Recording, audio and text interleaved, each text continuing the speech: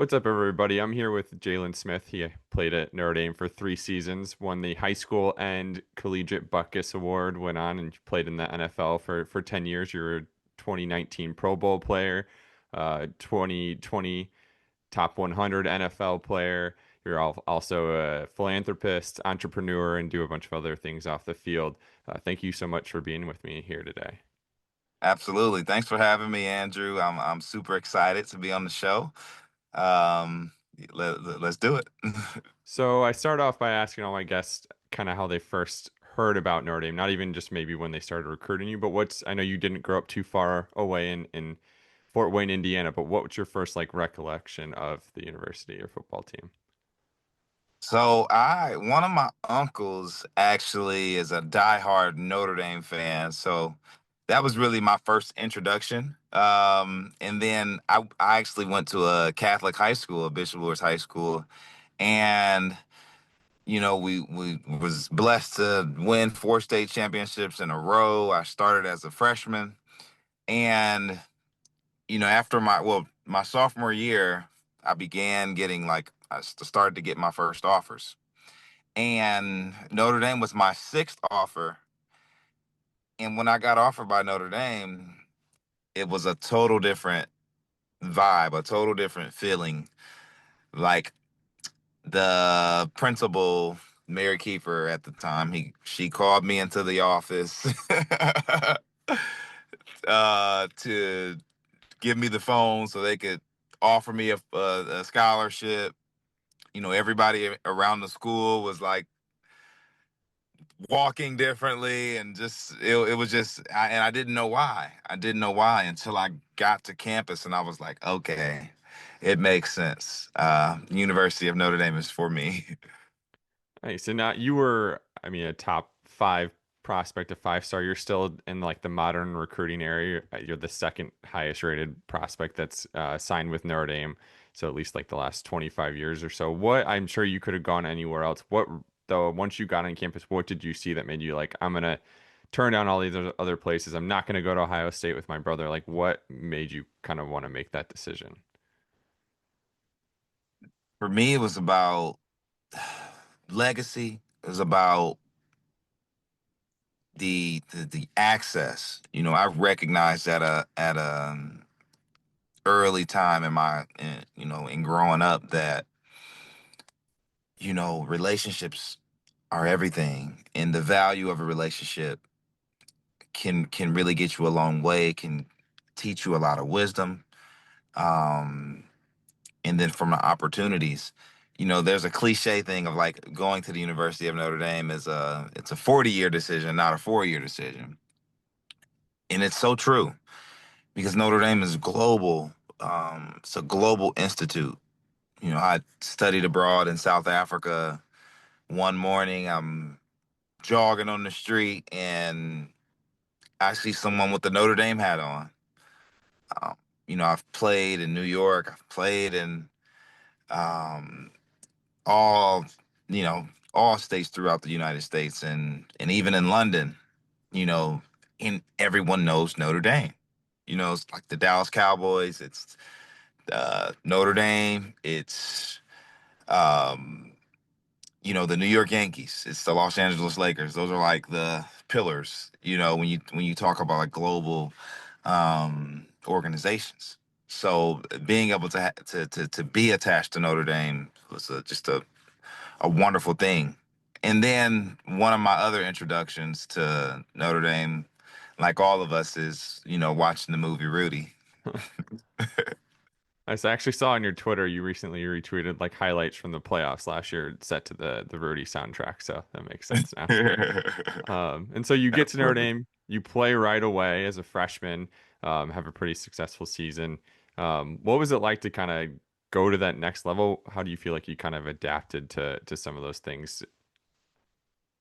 Well, um, it hadn't been the first time that I started as a freshman. So I knew that like each level, going from middle school to high school, like the speed of the game, the physicality, are barriers that you got to overcome and kind of speed the process up of getting to the point to where you can add value. So me going to Notre Dame, I knew I was gonna have an opportunity to play right away.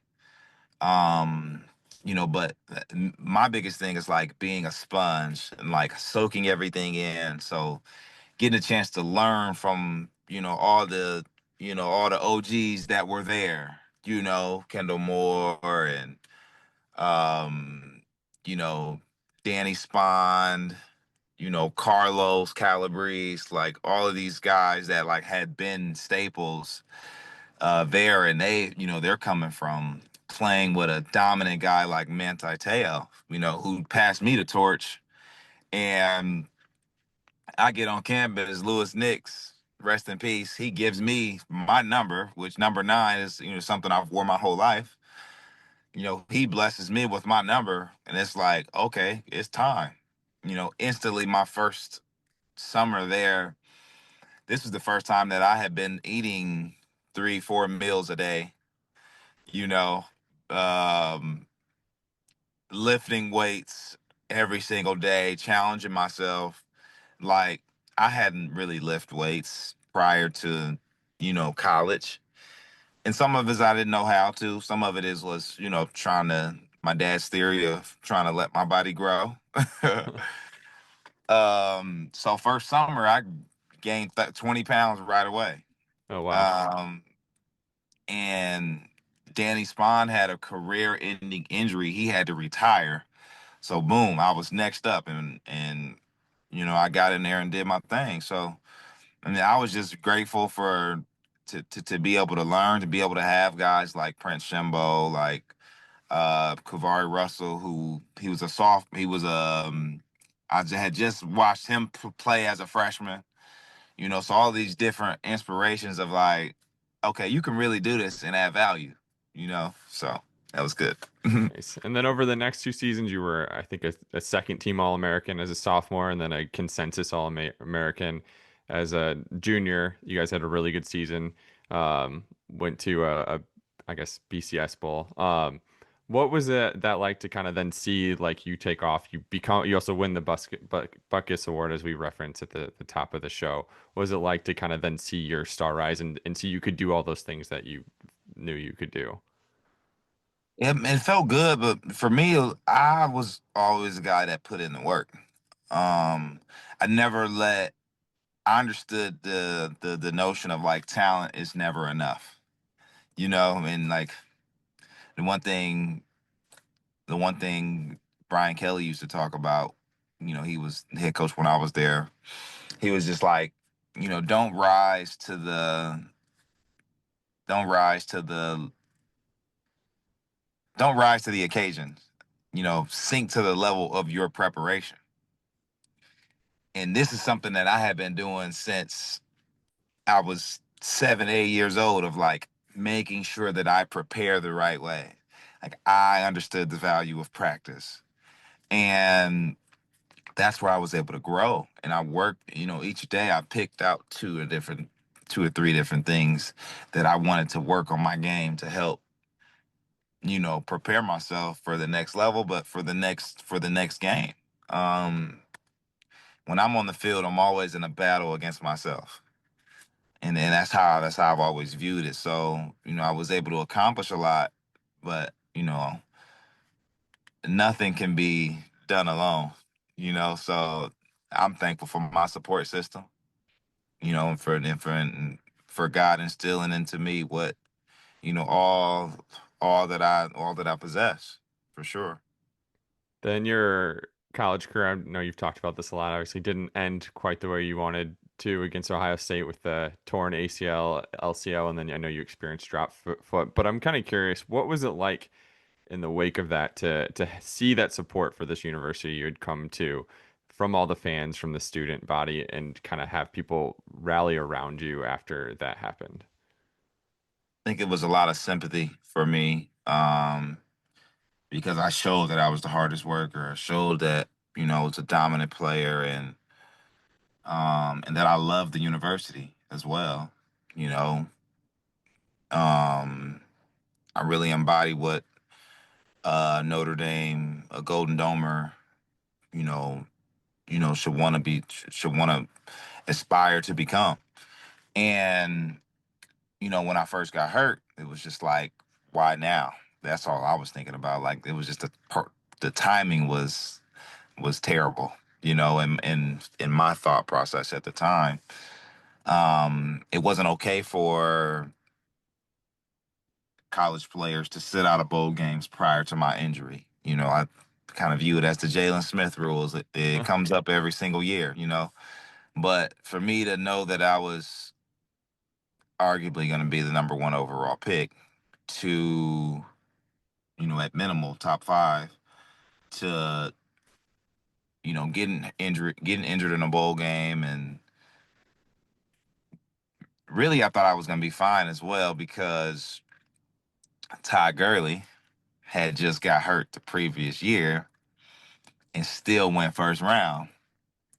So I'm like, Right. okay, if it's an ACL, I'm gonna be okay. I know the work that I put in. I know how resilient I am. I'm gonna be okay. I'm gonna be good.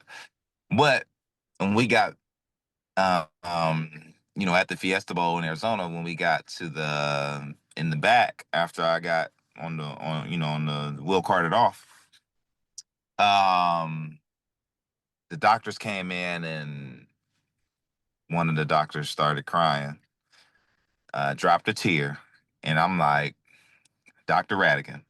Oh wow. And I'm like, what? Like, what's up? Like, what's going on? He like, and the next thing you know, they're like, man, you may never play the game again, because of this nerve damage. And the way nerves work, they grow back a millimeter a day, but in reality, it's on God's timing on whether that nerve regenerates. And my nerve, it wasn't completely severed, but it was severed. And no one has ever come back from that and played successfully at a high level. So I had a lot of motivation. My mantra, clear eye view, which is broken down into three pillars: a focused vision, determined belief, and earned dreams. A focused vision is all about having a laser beam focus, being able to accomplish what you want to. In the end, a determined belief is a self belief, a belief in God, understanding He's got your back. You know, understanding that there's people that do believe in you and proving them right. And then earn dreams is all about like how bad do you want it? What work are you willing to put in to accomplish those goals? So these are my clear eye view. I established that as my core values a year prior to me getting injured, prior to my junior season. So I had already knew the realms of my purpose beyond athletics. And I just knew that being injured was a threat. You do a SWOT analysis. Strengths, what are your strengths? What are your weaknesses? What are your opportunities? What are your threats? One of my threats I knew was getting injured.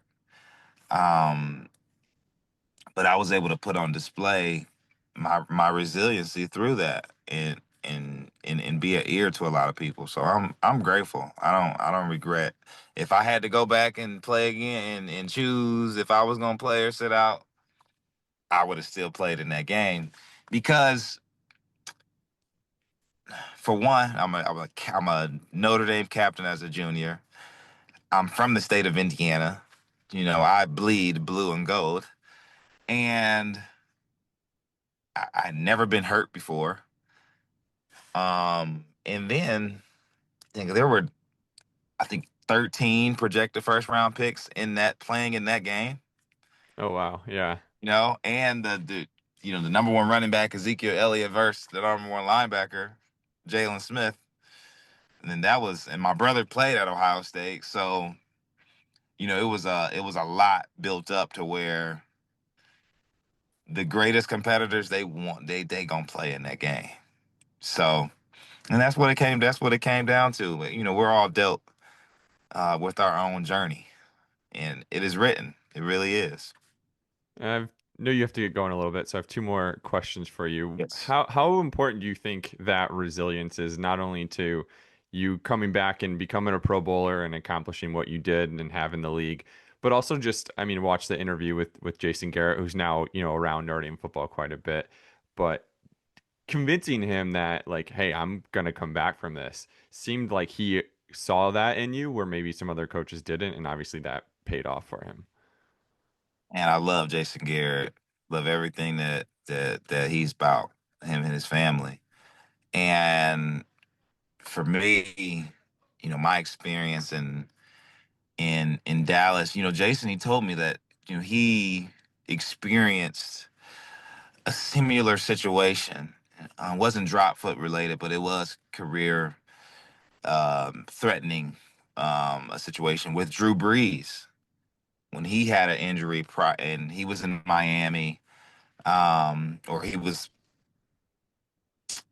uh, um, you know, prior to him going to the Saints. He had a big injury that people questioned whether he would come back from, and Jason Garrett was a part of that process.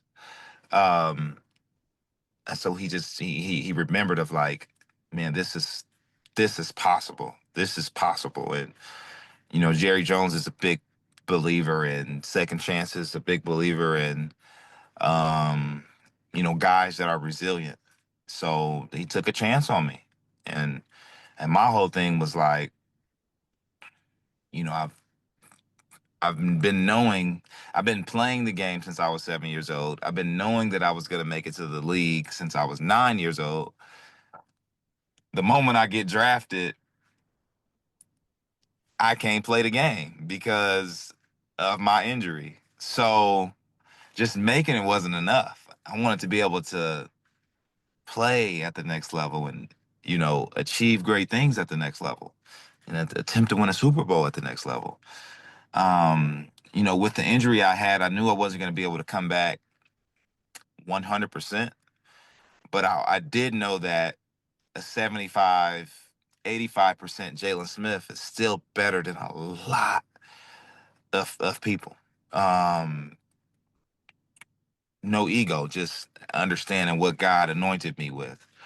So me being able to come back and, you know, be a captain for the Cowboys and, have a Pro Bowl season and, multiple time top 100 player, big contract, I just owe it a testament to the people that believe in me, to God, and then, just for the opportunity to to persevere.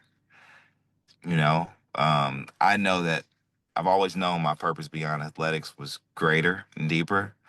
Hence my early entrepreneurial spirits and, philanthropy endeavors. But I just know that I've always wanted to leave my mark, and the things that I care about, I go deep.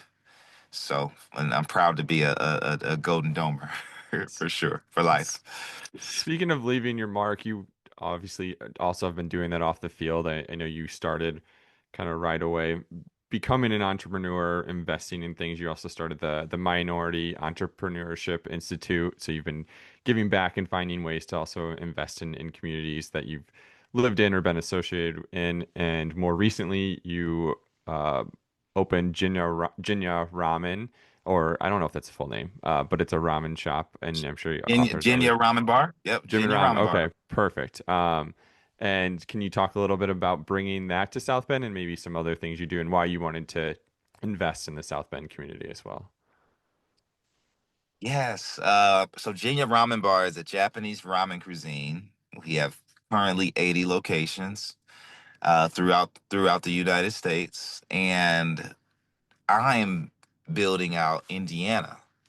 And I wanted to start home at Notre Dame, and that was my vision, bringing it back to, when I was a player there, and after a Notre Dame victory, there's this one street called Eddy Street, which is directly across from campus, adjacent. You can walk right on the campus from this street, and it's like the one street in the college towns where you go. to get food, or you go to a bar and get some drinks, and you're able to have a good time. Or during study tables, you're going to Eddie Street to get some lunch in between, studying for finals. Um, so after we would win, you're on campus, you're hungry, you want to go get some food. The only thing that's open is Five Guys and Brothers. Well, Brothers is it's a bar. I wasn't 21 at the time, so can't drink, can't go in there. So I'm eating at Five Guys. I'm like, you know what? One day I am going to bring um, a restaurant to Eddy Street, to back to Notre Dame. I'm going to do that. Now, how I wanted to become a restaurateur was, um, so after we won state my senior year in high school, I opted to not play basketball. Instead, I got a job at Burger King. Oh wow, So I this so didn't know this is that. pre NIL. So I know that I'm not gonna be able to work in college. I wanted to take an opportunity to learn how to serve people, to practice putting smiles on people's faces, to really get in an environment of serving, and I don't have any money growing up, so I'm get a chance to make my own earned dollar. So with that experience of in working at Burger King, I started to one day I typed in on Google like the top successful athlete entrepreneurs, and Junior Bridgman came up. Rest in peace, who died earlier this year.